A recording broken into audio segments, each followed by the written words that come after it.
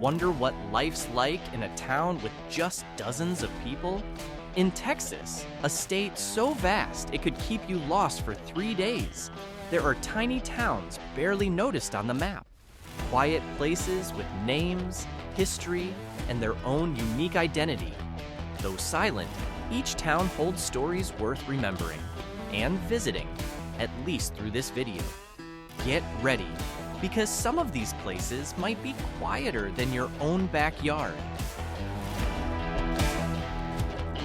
Imagine a town where the population can be counted on your fingers, twice over.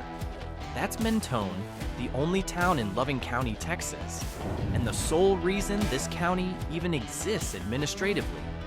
With just 9 to 12 residents, Mentone isn't just small, it's the embodiment of functional silence. But don't be fooled.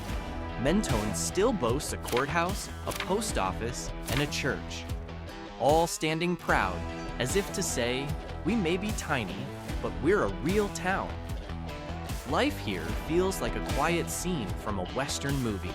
No stoplights, no crowds, just open space, endless sky, and the occasional desert breeze passing by without so much as a warning.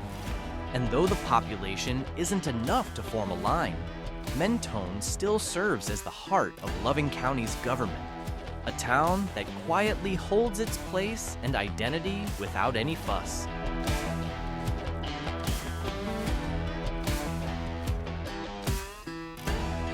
From the quietest administrative town in Texas, let's move to a place almost forgotten, but not quite dead.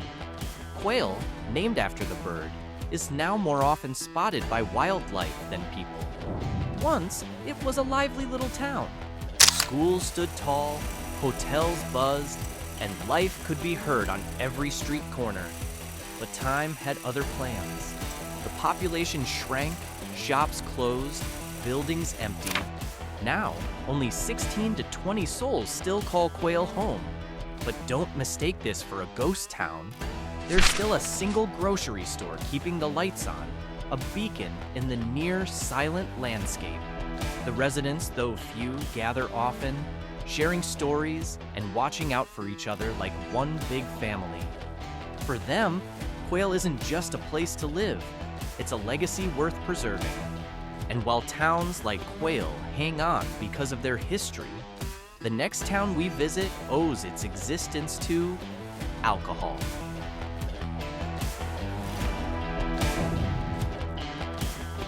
In Texas, the reasons behind a town's existence can be surprisingly simple.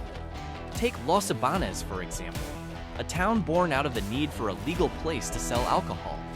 With just 21 permanent residents, this tiny town has no city park, community center, or stadium. What it does have are a few homes and one drive-through liquor store, the true economic lifeline. Founded with the specific purpose of allowing legal alcohol sales in what was once a dry area, Ybanez stands as a fully recognized legal entity. Its residents live quietly, away from the spotlight, seemingly content with the slow pace and clear function of their town. It may sound odd to some, but Ybanez proves that not every place needs a grand story to exist. Sometimes, all you need is the courage to build a town and a cold drink to celebrate it.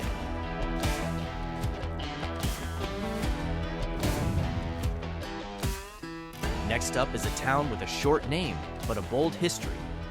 Founded in 1960 by a woman named Dorothy Brown, Impact was created with a simple yet daring mission: to bypass the alcohol ban in the dry city of Abilene. By establishing this independent little town, Brown made Impact the only place in the area where people could legally buy liquor. And buyers came in droves. For a time, Impact boasted several liquor stores and even grabbed national media attention.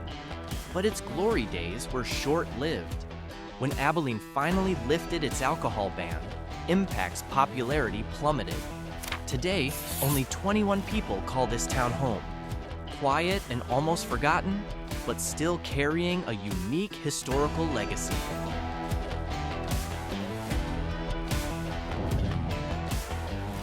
While impact rose from defiance, Sarita grew from power and legacy. Located in Kenedy County, Sarita was once the heart of the legendary Kenedy Ranch, one of Texas's largest ranches.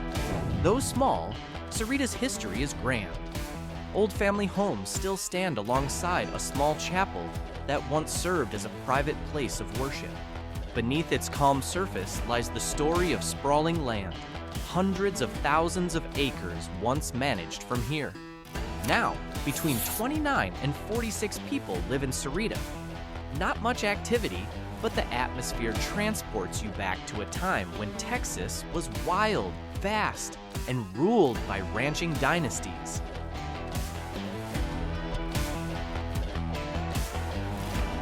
After exploring towns steeped in history, now let's step into a place that's a bit more eccentric, where permanent homes are banned and everyone lives on wheels.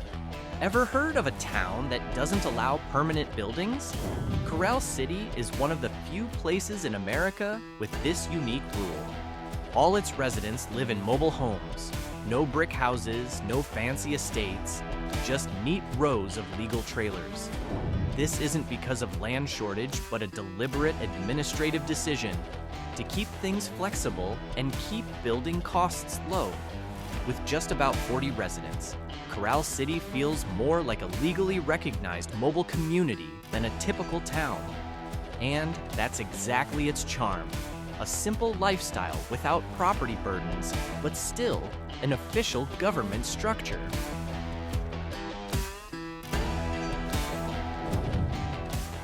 From a town without permanent structures, we move to a place that once thrived as a key railroad junction, now living at a much quieter pace.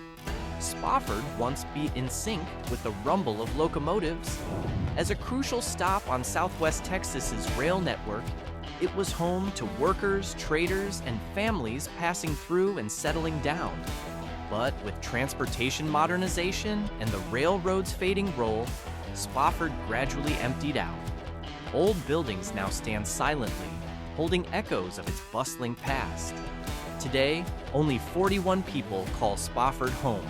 It may no longer be a major crossroads, but for its residents, it remains a meaningful hub of community and connection.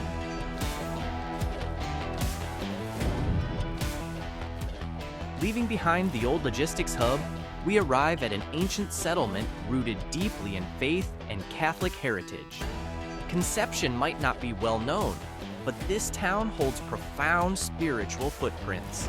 As one of the oldest Catholic communities in South Texas, Concepcion still houses a church over a century old.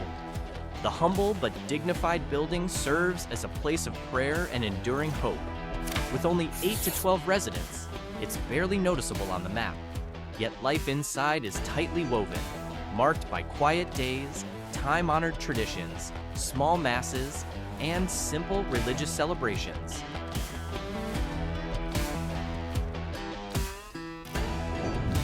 After tracing the quiet roads from the religious town earlier, we now turn to a place that once thrived on the land itself. Nestled at the end of a dusty road, Acala used to be a farming town. Cotton fields stretching as far as the eye could see, with agriculture as the heartbeat of its community.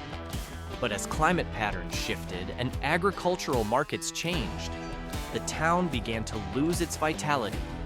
Many homes were abandoned, streets grew silent, and only about 31 souls remained. Though surrounded by desert and stillness, Acala is far from forgotten. Small sounds linger, the greetings between neighbors, the wind whispering through the remnants of fields, and an unyielding spirit refusing to give up. For those who stay, Acala is more than just a hometown. It's a battleground for survival. Though nearly off the map for the outside world, it remains alive in the memories of those who call it home. Now, we arrive at the quietest point on this journey, a town that resembles a small ship and maybe no larger than one extended family. Yet it still carries a name, a zip code, and its own stories. Imagine living in a town with only 6 people, Yes, 6. You heard that right. But don't mistake small for insignificant. Guerra remains an official town, complete with its own zip code and a row of old houses standing firm against time. Not just an unincorporated community, but a real town. In a place this tiny, everyone knows everyone. There are no strangers, no indifferent faces. Every presence matters. There aren't many amenities, no hustle or bustle, but neither is there a loneliness that can't be shared. Guerra is the ultimate portrait of a small community. Fragile but tough, quiet but deeply meaningful.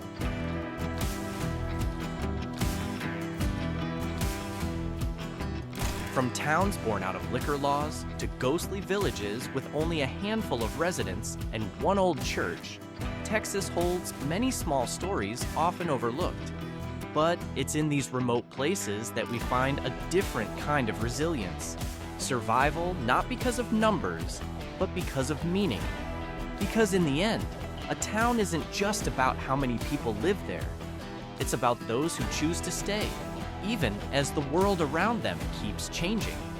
So if given the chance, would you live in a town with just a handful of neighbors? Or maybe that's the quiet life you've been searching for all along.